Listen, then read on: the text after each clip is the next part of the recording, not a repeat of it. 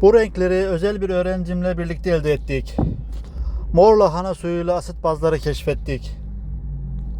Bilim herkes için. Hadi birlikte görelim. Lahanayla asit baz ayracı yapıyoruz. Ah be, döküldü. Mor lahana, portakal suyu, sirke, beyaz sirke, su, bulaşık deterjanı, karbonatlı su, cam, sil, sıvı sabun ve limon. Bak gördüğün gibi Umut, mor lahana suyu, tamam mı? Şimdi bunu, mor lahana suyunu buradaki maddeleri katıp renk değişimine bakacağız. Hangisinden başlayalım? Portakal suyundan. Portakal suyundan başlayalım. Tamam. Sence hangi renge döner bunu buna döktüğümüz zaman? Bir tahmin et. Hangi renk? Bakalım. Oo, mor çıktı mor. Mor. Mor da ne çıkıyor? Mor çıktı.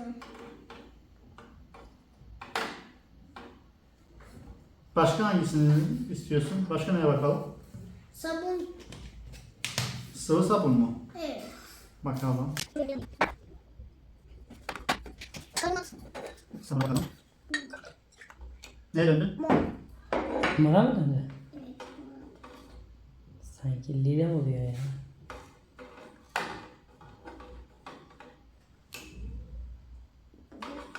Sirke.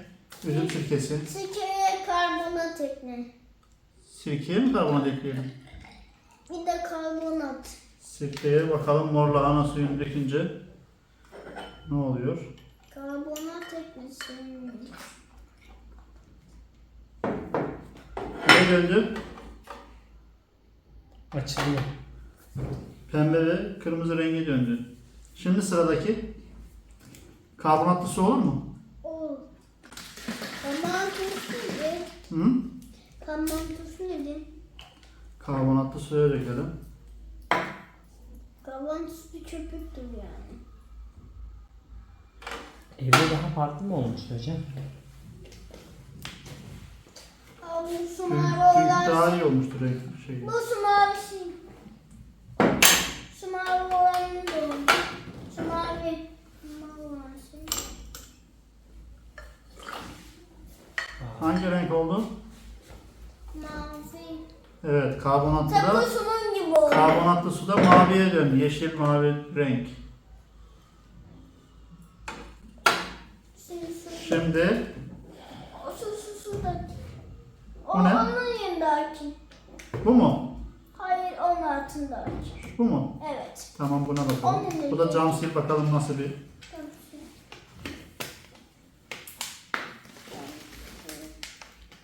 Camsıyla emin misin cams?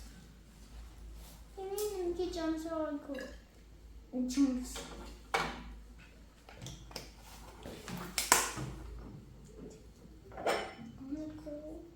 Turkuaz bir şey olmasın? Evet, turkuaz da olur. Biraz mora döndü. Şimdi sıradaki bu mu? Evet. Evet, bu da bulaşık deterjanı. Bozuk geçerdim. Tabii. Bozuk geçerdim. Bu hangi renge döner sence? Bilmem. Deneyelim mi?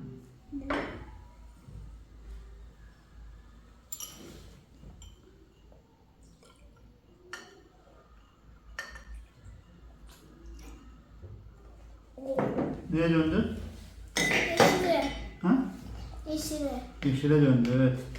Çok güzel bir renk oldu ama ya. Özellikle sonuç tanesinin rengini beğendim. Evet, bunların bir tanesi su, bir tanesi beyaz sirke. Hangisinin su, hangisinin sirke olduğunu nasıl anlayacağız? Suyu seçiyorum. Suyu mu seçiyorsun? Evet suyu. Tamam. Ama hangisi su? Dursun dedim. Bu mu? Bakalım. Su mu acaba? Bak suymuş. Su muymuş?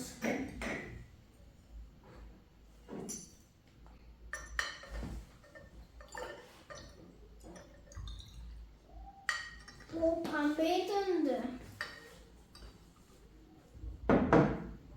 Çok farklı bir renk kalmadı ha. Bir güzel. Bu Evet. Bu niye pembeye döndü? sanırım su değil. Çünkü su değil. Evet, aferin. Bu sirke. Evet. Sirke asitlik özellik gösterdiği için mor lahana suyuyla beraber kırmızı pembe renk alıyor. Evet. Şimdi o zaman Şimdi su burada. o zaman suya bakalım. Hangi suyu? Şimdi suyu deneyelim.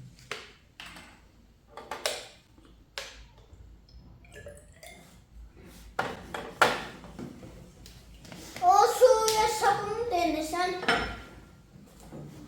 Deneyeceğiz. Bekle. Suyu denedik. Suda bir renk oldu Sadece mu? su içilir mi?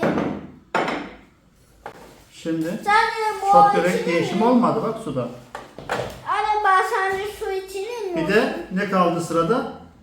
Tabii ki limon. Limonu da bunun içine sıkalım direkt. Olur mu? Olmaz. Bence olur. Sence hangi rengi döner? Bilmiyorum ki. Bak. Pembeye dönüyor. Tamam. Oh. Kırmızıya dönüyor. Limon ekşi diyor mu böyle kırmızılaştırdı? Evet. Hayır. Nasıl oldu? Kırmızı oldu.